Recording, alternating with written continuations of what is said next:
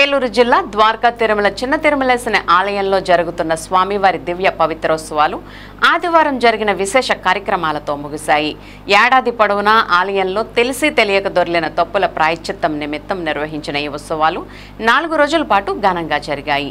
ఇందులో భాగంగా ఉదయం ఆలయంలో పవిత్రావరోహణ, శ్రీ మహాపూర్ణాహుతి హోమాన్ని, అనంతరం శ్రీ మహద్ ఆశీర్వచనాన్ని ఆలయ అర్చకులు, పండితులు వైభవోపేతంగా నిర్వహించారు.